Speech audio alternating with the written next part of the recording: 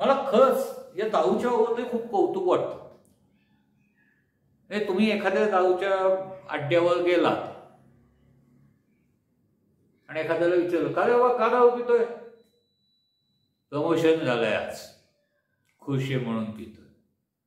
त्याच्या समोरच्याला विचारलं तर दिवसभर काहीच काम नव्हतं, कंटाळा आलाय म्हणून प्यायला बसतोय. त्याच्या पुढे जाऊन विचारलं तर मित्र गेला, जीवा भावाचा होता, लहानपणापासून बरोबर, त्याच्या आठवणी इतक्या दाटून आल्यात म्हणून म्हटलं 2 घोट घेऊन जावं. हो बा, पुढं काही नाही. 4 मित्र भेटलेत, आओ या चलो जा आयश करेंगे म्हणून आलेलं. एकमेव जगातली गोष्ट आहे, कुठल्याही गोष्टीला चालते. म्हणजे आज काम खूप झालं म्हणून प्या, काम नाही झालं म्हणून प्या, कामच नव्हतं म्हणून प्या, खूप काम आहे म्हणून तर पिता येते. 4 मित्र भेटलेत म्हणून प्या, एखादा मित्र गचकलाय म्हणून प्या, लग्न आहे म्हणून प्या, बारसं आहे म्हणून प्या, श्राद्ध आहे म्हणून प्या, बारावं आहे. ही एकमेव गोष्ट की जी कुठल्याही गोष्टीला चालते.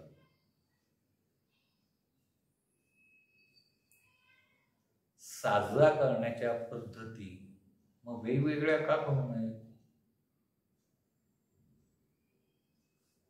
चला, मी आता तुमच्यात अनेक जण माझे यंगस्टर्स बघणारे आहेत, मी तुम्हाला आवाहन करतो,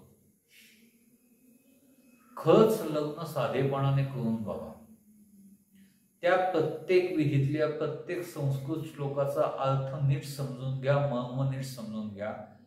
कदाचित संध्याकाळी, रिसेप्शनला तुम्ही हवं तर पार्टी करा संध्याकाळी, पण त्या संध्याकाळपासून सकाळपासूनच्या मुहूर्तापासून लग्न लागेच्या विधीपर्यंत तुमच्यातला आपलेपणा दसपटीनं वाढलेला असेल.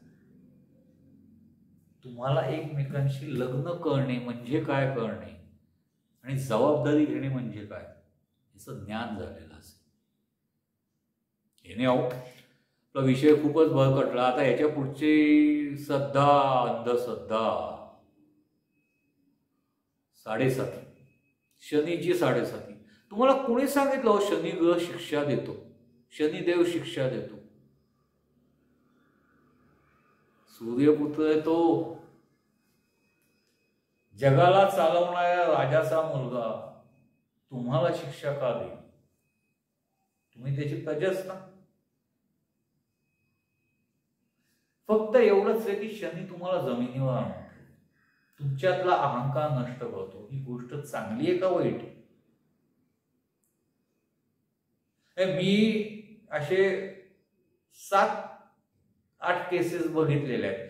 मी गावभर हिंडत असतो, मित्रमैत्रिणी भरपूर, ओळखी बाळखीचे बरेच, त्यामुळं 7 ते 8 केसेस अशा बघितल्या की त्यांनी शनी शांती करण्याकरता हजारोनी रुपये खर्च केलेले.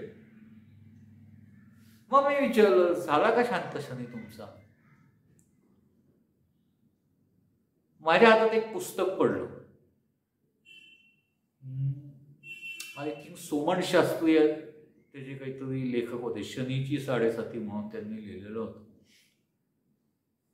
ते वाचन करताना माझ्या लक्षात आलं की बुवा 3 अडीचके असतात शनीच्या आणि त्या 3 राशीशी संबंधित असतात.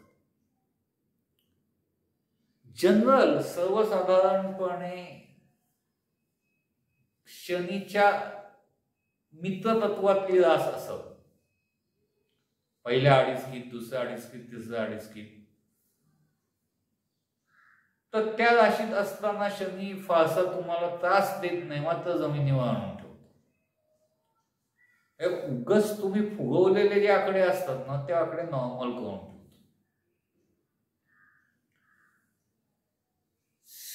सिंह सारख्या काळ राशीत जर असेल तर मात्र शनी थोडा जास्त पिडतो. पण पिडतो म्हणजे काय करतो की तुम्हाला चुकीच्या मार्गाने धनसंचय करून देत नाही. मला सांगा, गोष्ट चांगली का वाईट?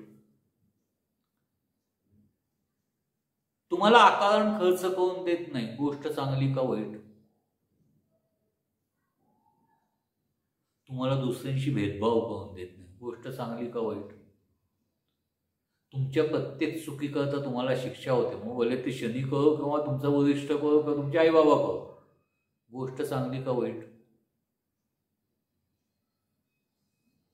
आणि पहिल्या 5 म्हणजे पहिल्या 2 अडीचकी जे असतात त्यातली पहिली अडीचकी तुम्हाला जर थोडीशी मेहनतीची गेली असेल तर दुसऱ्या अडीचकीमध्ये तुम्हाला थोडंफार खचावंही लागतं, कारण खूप आळस भरलेला असतो आपल्याला.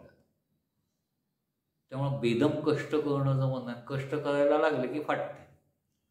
नाही, मला शनी त्रास देतो, मला शनी पिडतो. अरे शनी कशाला तुला पिडतोय बाळा, तुझं तुला योग्य स्थान दाखवतोय, तुला मेहनत करायला शिकवतोय. सगळ्याच गोष्टी मेहनतीशिवाय का मिळतील. शनी हा एकमेव सूर्यपुत्राचा असा आहे की जो सूर्याकडनं काही बापाच्या जीवावर काहीच कळत नाही, त्याने स्वतःची प्रतिष्ठा निर्माण केलेली. म्हणजे तुला बापाच्या जीवावर काही मिळवू नको, तुझी तू मेहनतीनं कमव, हे शनी सांगतो. चुकीचं आहे का बरोबर आहे. आणि जे काय पहिल्या 5 वर्षात झालेलं असतं शेवटच्या 2.5 वर्षात तो भरून तुम्हाला पहिल्या स्थानावर आणून ठेवतो. प्रश्न असा आहे की तो तुम्हाला पहिल्या स्थानावर खालती नेऊन परत वर आणून ठेवतो, याचं कौतुक काय, पण नेतोच कशाला खालती. हो ऐका, पहिल्या स्थानावर असताना तुम्ही जो माज केलेला असतो, तुम्ही जे काही ज्या लोकांना दुखवलेलं असतं, तुम्ही जी चुकीची कृत्य केलेली असतात, तुम्ही त्या वेळेला लोकांना ज्या प्रकारे त्रास दिलेला असतो, तुमचा तो जो घडा भरलेला असतो ना, तो घडा रिकामं करणं आवश्यक असतं, कारण पुढचा घडा भरण्याकरता परत ठेवायचा असतो. मग सांगा शनीनं काय चूक केलं. तुमच्या चुकीच्या कृत्यांचा घडा रिकामा केला आणि तुम्हाला सत्कृत्य करण्याकरता रिकामा घडा ताब्यात दिलेला असेल आणि परत पहिल्या जागी आणून ठेवलेला असेल. शनी चांगला का वाईट.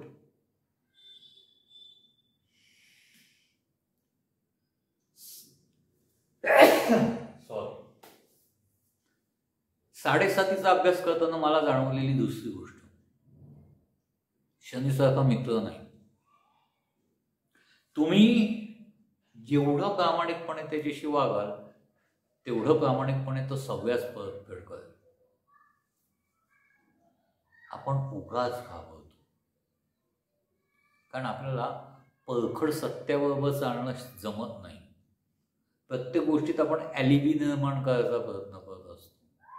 बचावात्मक धोरण. कशाला बचावात्मक धोरण. बाबा चुकला नाही ना मग कर ना अटॅक. सगळीकडेच अटॅक करा असं नसतं, पण जिथं आवश्यक आहे तिथं करायला काही हरकत नसते. हे तुम्हाला शनी शिकवतो. बघा, मला माहिती असलेल्या बऱ्याचशा अंधश्रद्धांचा मी कव्हर केलेला आहे. अजबळी देणे, नरबळी देणे, 7.5, त्यानंतर तुमचं कालसर्पयोग, इथे मोठ्या मोठ्या गोष्टी तर मी कव्हर केल्या.